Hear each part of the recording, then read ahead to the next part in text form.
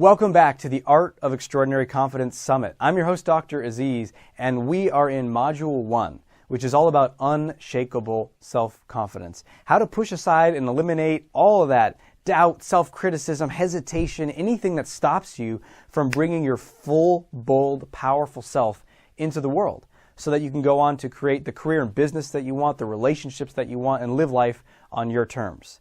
We're going to be getting into all of those modules in upcoming interviews. But we got to start with the first one, which is unshakable self-confidence.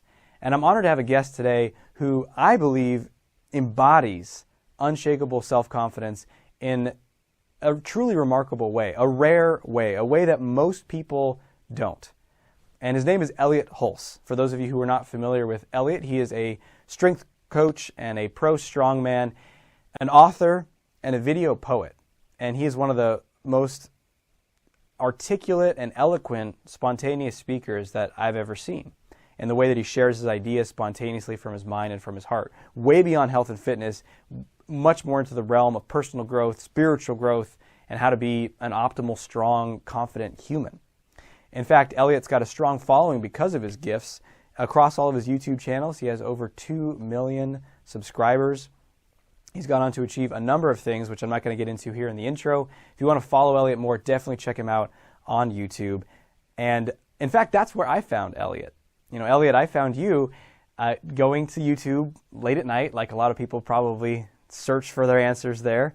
And I had an experience with a colleague who, a couple of colleagues actually, who criticized me for wanting to pursue my bigger vision of confidence coaching, of growing a business that reaches thousands, hundreds of thousands, or millions of people. And they said it was, I don't know, ego-driven, money-driven, selfish, taking advantage of people, all kinds of negative stuff. And it really shook me. And these were close friends and colleagues for many years. But I knew I had to follow this. So I went to YouTube and I looked at how to deal with haters. And that's how I came across your video. And I was so glad I did, and I'm so glad to have you joining me for today's interview. And so the first question I want to ask you is, you come across as extremely confident, but self-assured. Like, you believe in what you're saying, you have conviction in what you're saying.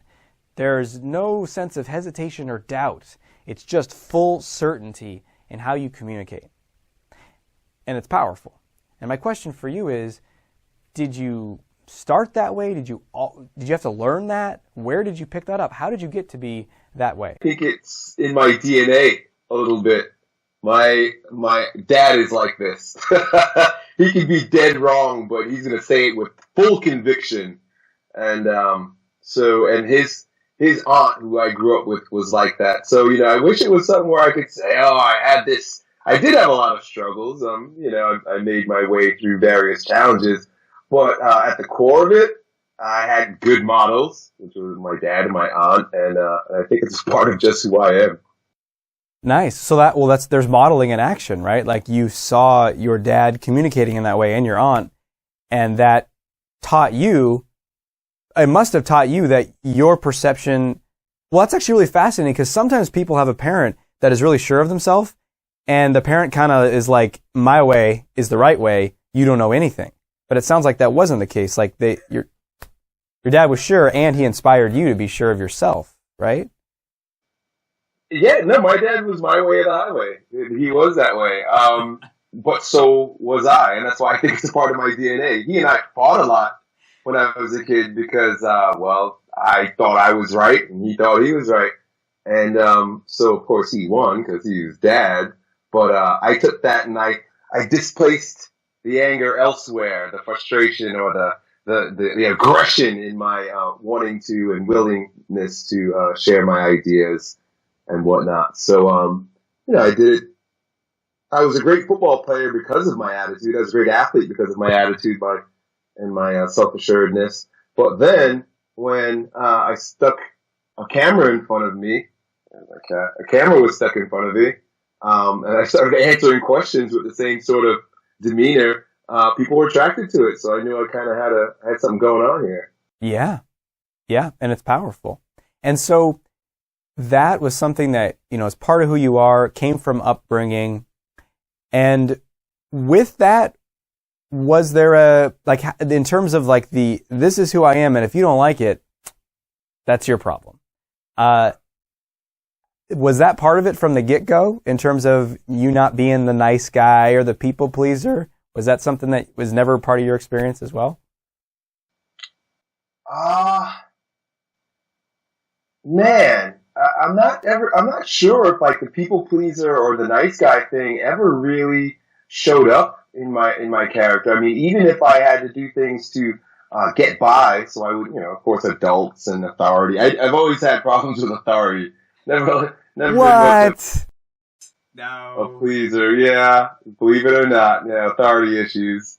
And I'm an adult now, and I've always just wanted to do my own thing. So as far as I carried that confidence in me, even if I was told I was shouldn't be doing what I'm doing or whatever. I was even given attention deficit medication as a kid. They told me I had ADHD, and I think part of why I was diagnosed with that was because of just my aggression and my willingness to speak up and say what's on my mind. When I was a kid, they said that I didn't have much filter for, a filter for keeping certain content inside while other things come out. I just said whatever came to my mind, and then so there's history there. Yeah, and that's a whole fascinating element as well. Is that something that's core to your nature now, and is part of why you thrive? Was something that was perceived as negative or needing to be controlled and managed. And with that, so lots of people that ask you questions and reach out to you for your guidance, they're struggling with that. And I know I was when I was looking at and watching the videos of yours, is like that, hey, I don't care what you say, I'm going to do it anyway. So we got to mine in there and see what's inside of your psychology that helps you with that. So let's rewind to some time in your life where someone's like, you can't do that. I don't like you for trying that. Stop that. What happened inside of you? Did you want to fight them? Did you just say, I'll show you? What was your inner response to that challenge or that pushing you down?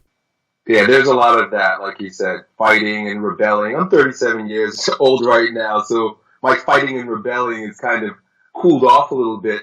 But to get where I am, it was pure phallic narcissism, having to prove myself. I can do it. You tell me I can't do it. Well, that's why I'm going to do it. You tell me I'm wrong. That's why I'm going to prove you wrong. You know what I mean? So, just a lot of that pure youthful aggression that I didn't suppress. I was just like, hey, if I'm gonna live, I'm just going to be me. Otherwise, just kill me. Yeah. So how does that show up in your life now? Is the filter off with clients, with family, with colleagues, with employees, with friends? Is it just like, boom, it comes out? Or how does that work now? Oh, I've had to grow up quite a bit. Actually, the past 2 years has taught me quite a bit about temperance and how. Let me put it this way: I listened to someone describe.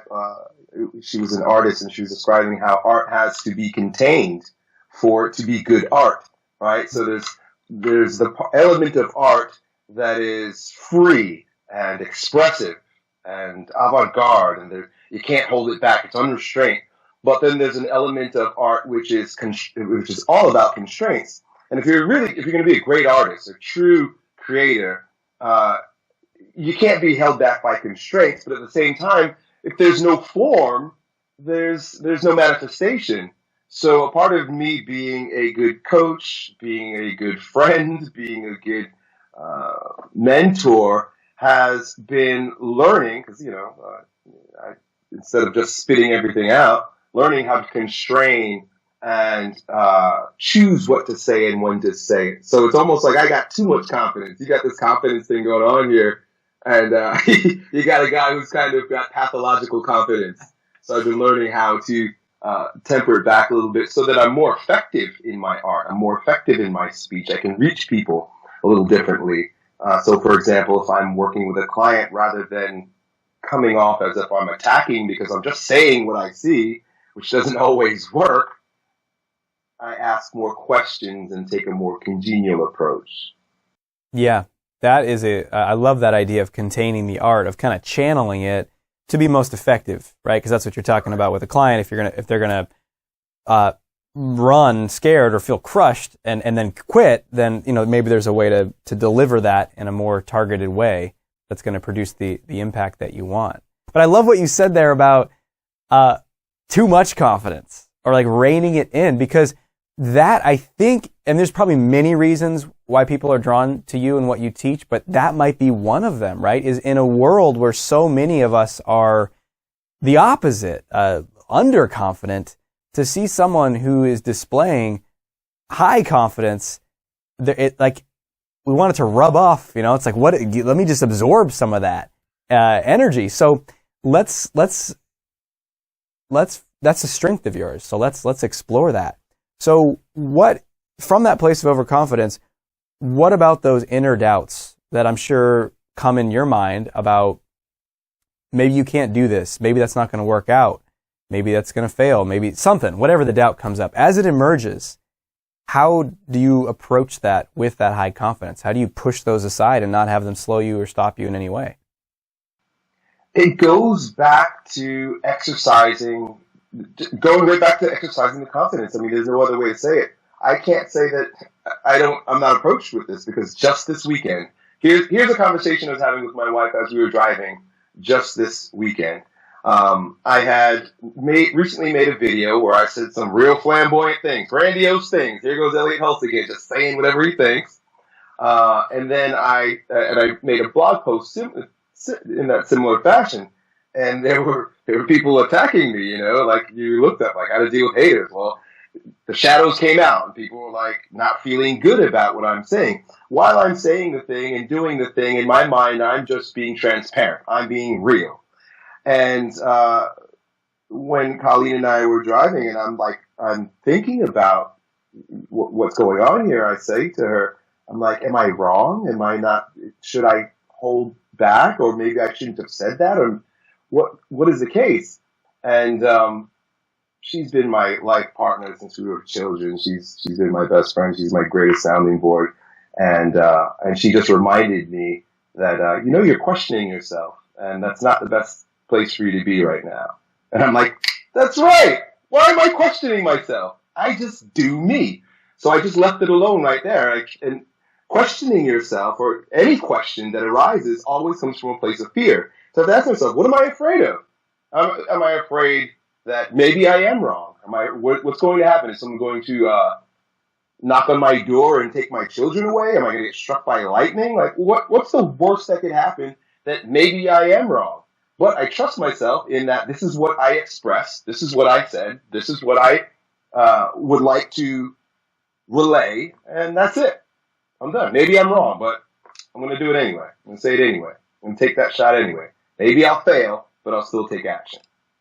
And as you were talking there, I got this kind of random image, and I don't know why. Maybe it's your haircut, but it reminds me of like a Street Fighter. I got a Street Fighter image. I don't know if one of the characters had it, but it's like this energy, this doubt, whatever you came in through the computer, what you were reading, kind of got in you.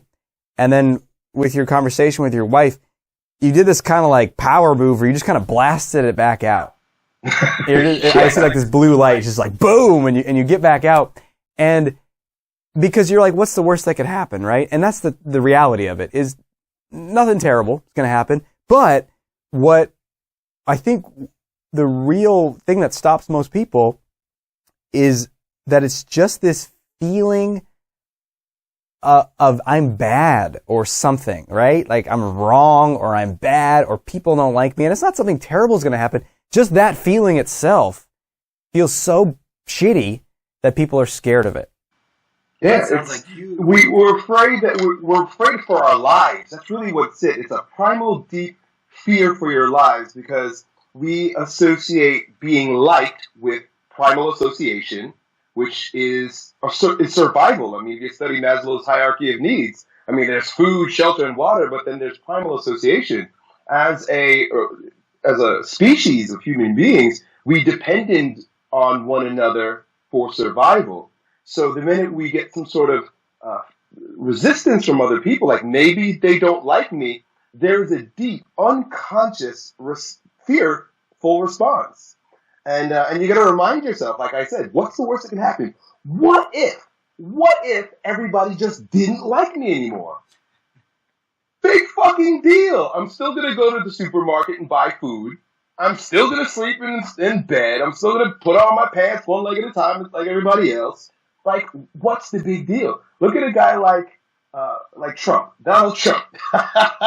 And this is what proves that the exact opposite is the case. The guy is so offensive, he's so grandiose, that he, as much as he pushes people away with the same intensity that people are pushed away, people are drawn to him because of his confidence. The guy is not right half the time. He's been exposed for just saying things that don't make any sense. But it does not matter because his conviction and his intensity, his what's the word I'm looking for? Just his putting his fucking foot down and saying, this is who I am, this is what it is what allows him to be successful. He's not afraid for everybody to hate him. He says stuff that's hateful. He says stuff that people should hate him for, but he does not care, and that's why they love him.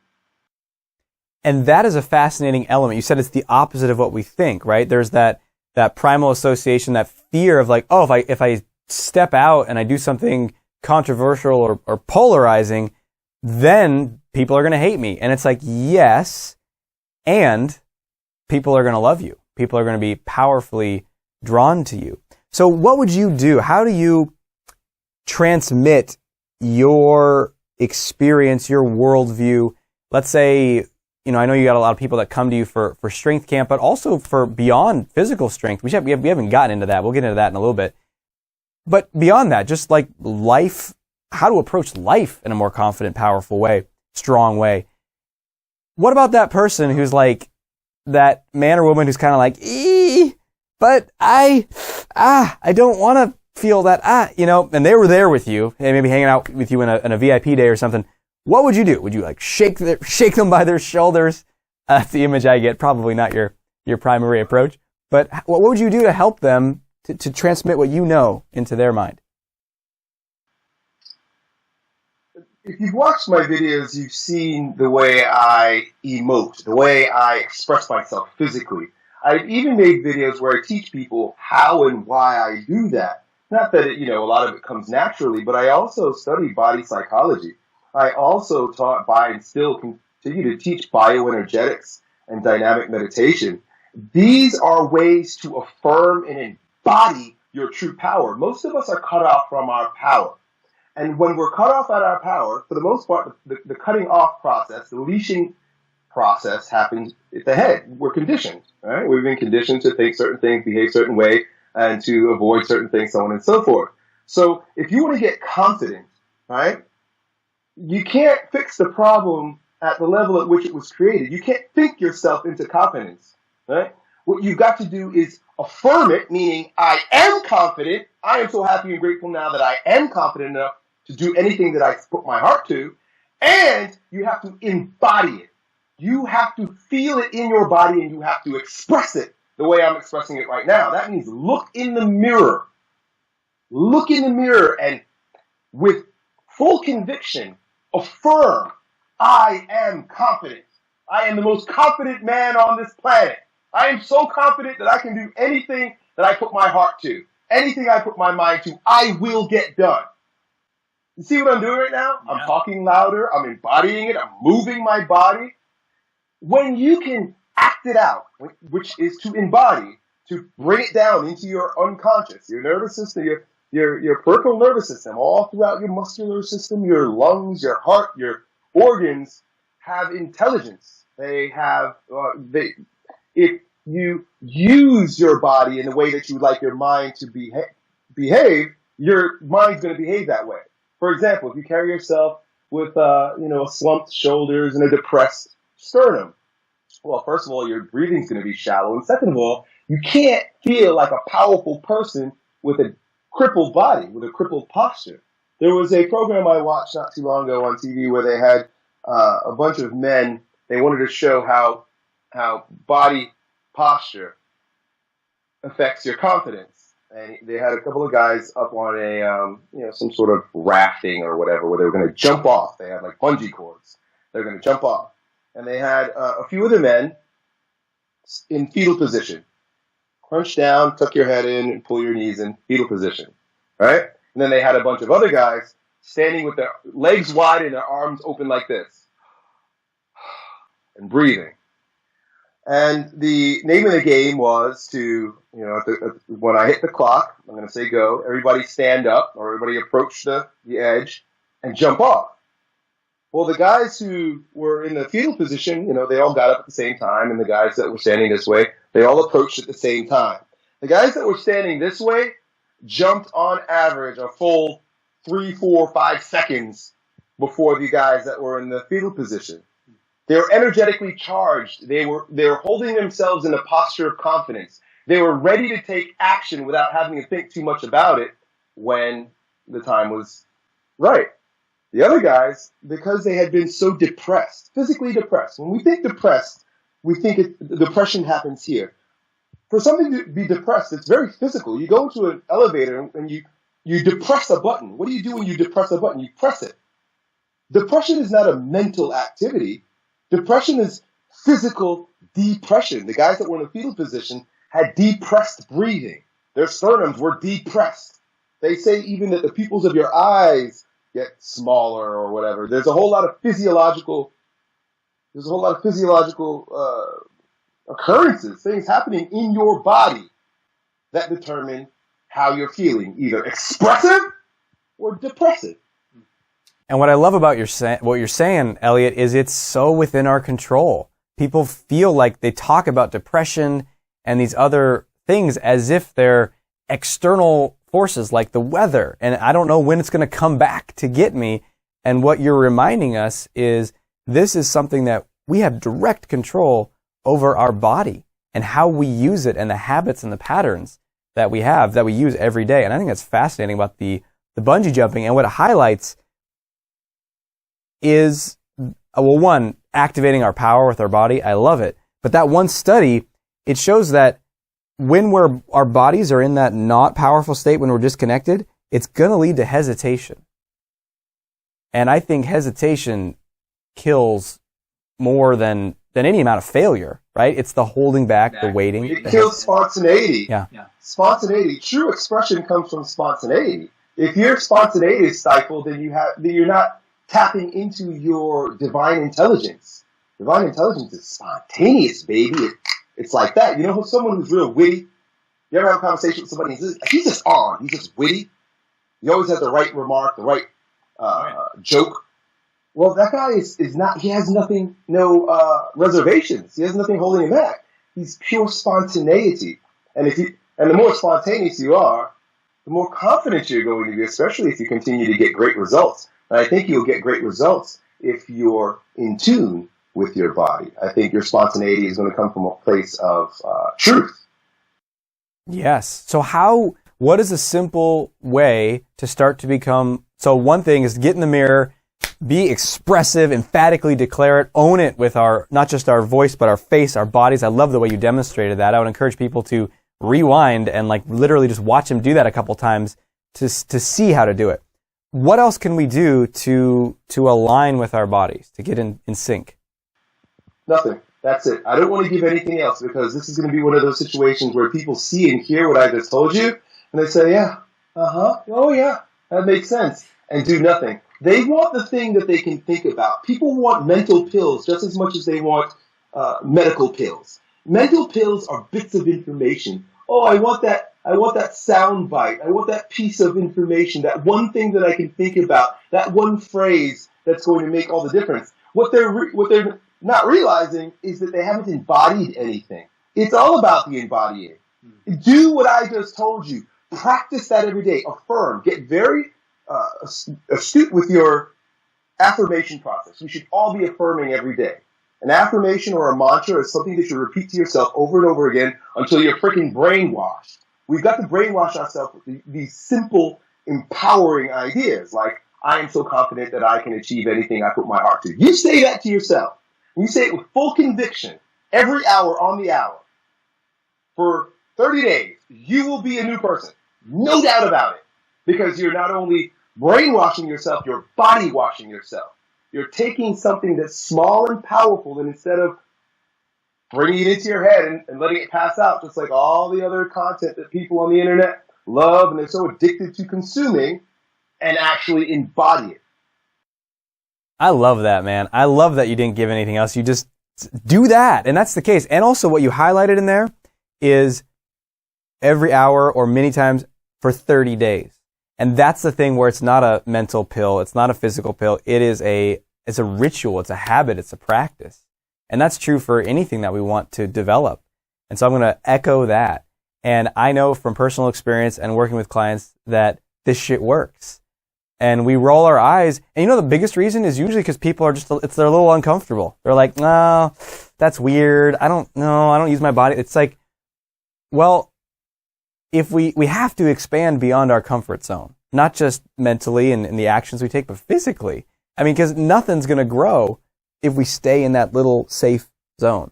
So I love that. Get uncomfortable, be expressive, activate your body. That's a powerful message. And I'm really glad that you didn't give me something else there, because it's going to that's actually what's going to serve people most, is by applying what you shared. So what about this? What do you say to yourself when you have those haters? We covered the experience with your wife. Is there something that you do? Is there like a little windshield wiper thing that you do that just makes it so it's like a bug splattering against the window? It doesn't even get in. Is there anything that is like a way that you respond to haters? Anything like that? So I learned this one from one of my teachers who taught marketing, right? Because when you're putting yourself out there, you're going to get, it's just inevitable. You're going to get people who resist you and they're going to give you problems. And he said, do this. The first time you get a negative response from someone, particularly we're talking online, right? Because most of our life is lived online now, right? You get a negative response from someone and you normally would take that and sink. Ooh. Or get anxious, like, I got to defend myself. I got to do something. That's what people do. They either get anxious and crazy about it, or they get depressed and, whine about it. Instead, and this is completely embodying, it's a pattern interrupt, say, yes! Hooray! Good! Thank you! And then move on. So when someone is hating on you, celebrate! Because it means you're saying something. It means you're doing something. Someone woke up just now because of what you just did. You put an input and you got an output. That is something to be celebrated. That is great. And if you're rubbing somebody the wrong way, even better. That means what you said had power. There was something behind what you just said that made that person itchy. Good. So itchy that they had to respond to you. You want to be the actor, not the reactor. I love it. What I love about that, first of all, the embodiment is clear again, right? It's in your physiology. There's a smile. There's like sort of it's not just it's a true activation of your entire body to celebrate that. And I love it. At the live events I do, we have a banner that says celebrate rejection, failure, mistakes, and no. And so whenever people go out and do stuff during the day, and when they come back, if anyone reports, I tried this didn't happen, and say, so what happened? Did you get a no? Did you get rejected? And I'll be asking for it. And if they say yes, we've just set up the culture of the room that everyone stands up and does that exact thing. And it scrambles circuits. It messes with our heads because that pattern, is, me, I'm no good, needs to be interrupted. Because it doesn't serve us, it doesn't serve anyone, it doesn't serve the world. So I love that. Thank you for that little insight, and that little tip is powerful. So another thing I wanted to ask you, Elliott, is, so one of the core ways that you teach is help people with a strength in their body. And we're talking about embodiment here. And I noticed you said something really interesting. I'm sure that you chose this phrase consciously. You said, I am so confident that I can achieve anything when I put my heart to it. You didn't say your mind.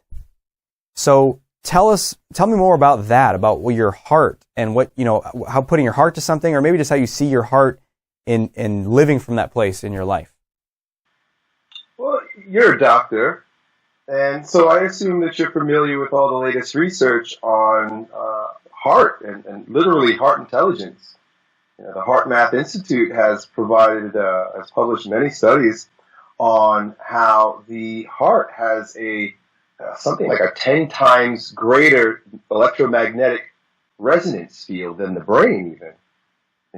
The heart has an intelligence, although it's more of an unconscious intelligence. You see, we have they say something like the tip of the iceberg. 10% of our brain's capacity, our mind capacity, comes from the analytical processes. We can only remember like 2 or 3 things at one time, but at the same time, there are all kinds of unconscious processes that require a tremendous amount of intelligence going on inside you and around you that you never think about. Things like the beating of your heart, the replacing of cells, the digestion of food, the building of a baby inside someone. These are all processes that you're doing. You're literally doing this. But you're not thinking about doing it. You're not making any effort towards it. The ego has nothing to do with it. That intelligence that beats your heart, that digests your food, that grows a baby without you having to do it, is also very attuned to your environment. It's very attuned to your soul, and it is also, however you'd like to describe it, very attuned to God or the Creator. And if you could settle in, if you could shut your brain off and you could settle into the intelligence of your heart, of your gut, of your body, you are literally tapping into the collective unconscious. You're tapping into divine intelligence. And when you can move spontaneously from that place, well, now you're being divinely guided. I love it. And that's why your belief there, if I can achieve anything and I put my heart to it, is because mind is going to have a plan, a strategy. I'm going to control it all. Heart is much bigger, tapping into, our own desire and drive, but also, as you said, bigger intelligence, God, and any force that's beyond our control. I love it. So with the strengthening of the body, that's one of the main things that you help people with. And so obviously, people think, well, if I looked, if I was ripped or I had this slender figure or whatever their physical goal is, then I'd be confident. Mm-hmm. Right. Well, they've got a good point, but they're going about it in the wrong way, if I could just put it that way. We got to take one step back. When we think about the body and we think about, burning fat and building muscle, we're not taking into account the actual structure of the physical body. The human body has an intelligent design. There's an incredible structure here that, if is honored and is enhanced, is respected and supported, all of the actions that proceed from it will be that much more aligned with your truth. What am I saying here? I'm saying that your physical posture is the place from which all action comes. All action. Emotion is also action. That's why the word motion is in there. If your physical posture is aligned, if your muscle balances are appropriate and your head's not cocked to one side because you've been, you injured your shoulder, or you've been doing so many shrugs and bench presses that your back is big and your heart is crushed. If that's the case, if your physical posture is distorted, it's going to have a effect on your ability to breathe. It's going to have an effect on your physiology, all of which is going to have an effect on your mind. Physical exercise should support your physiology and should support your mind. It shouldn't support just your fat loss and narcissistic goals with regard to getting women on the beach. It should support who you are as a human being. And just to come full circle, because I know I'm talking in circles, who you are as a human being is is very much associated with your physical presence, your posture. Your posture. You want to be mechanically sound. And that, yeah, we can. I love you said that kind of narcissistic desire, to get the woman on the beach, or because that's where we narrow in. We think that's going to give me everything that I want. That's the target. You'll get more women on the beach if you start with your posture and your energy and your physiology instead of on your, trying to fix what's in the mirror. What you see in the mirror is just the outward manifestation of what's happening in here, your nervous system, your brain, your soul, and your physiology. We can go from the outside in. We think that we can fix who we are from the outside in. That's why plastic surgery makes perfect sense. Yeah, just fix it.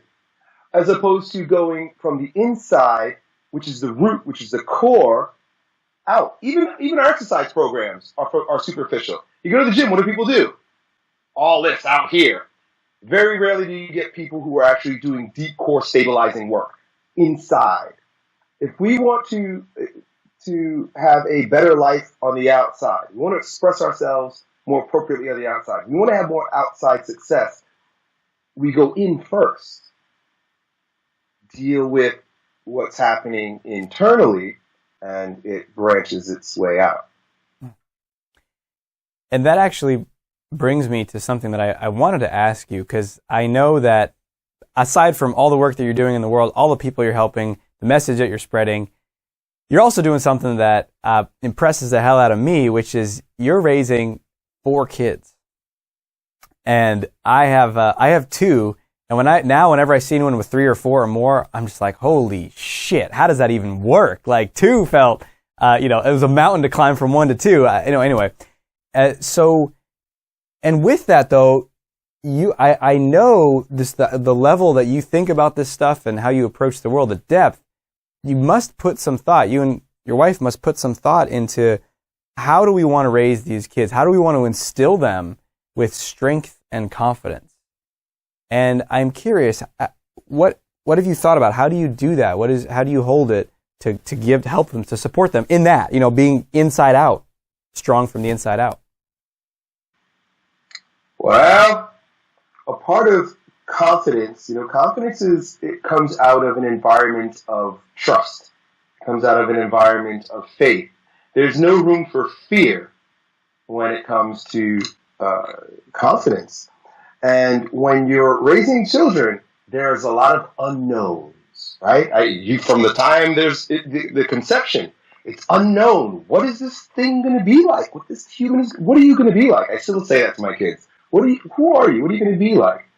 We want so quickly to know what's going to happen, what my child's going to be like. I'm going to plan it out. They're going to be this way, and they're going to have it all planned out, and they're going to do these things, and their children are going to be this way. The quickest way to be humiliated and humbled is to have children, because they will show you that no matter what you think, what you know, you're not in control. There are so many other factors in control. So part of my confidently raising my children is my confidently letting go and allowing them to be who they're going to be, and me being there to support them in that. I'm not here to teach them or force them into being anything.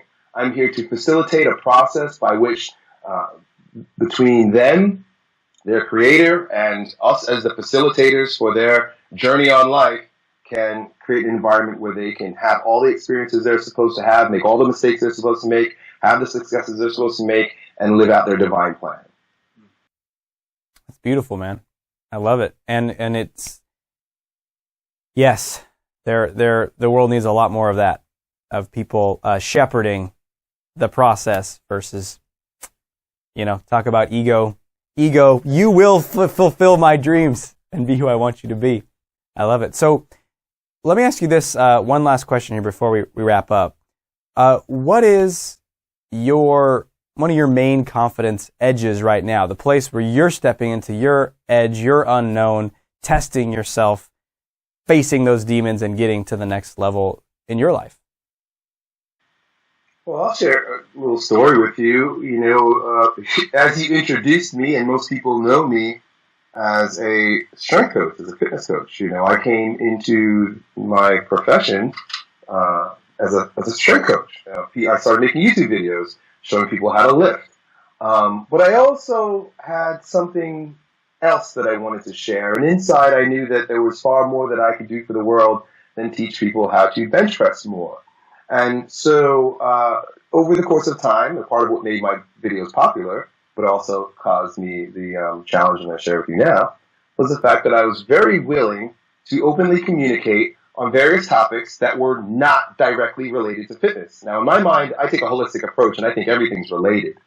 But when I began talking on things related to physiology, psychology, philosophy, religion, and bringing them to the table where most people are just looking for protein shakes and deadlift form, it took a little bit of courage. Now, when I decided to do that years ago, I was well embraced because I brought something fresh and new to a old industry, right? And not too many people talking about things in the way that I was talking about them with the confidence that I did in the industry. I hate to say it, most of them are just meatheads. There's not much more than what you see. And that's a judgment on my part.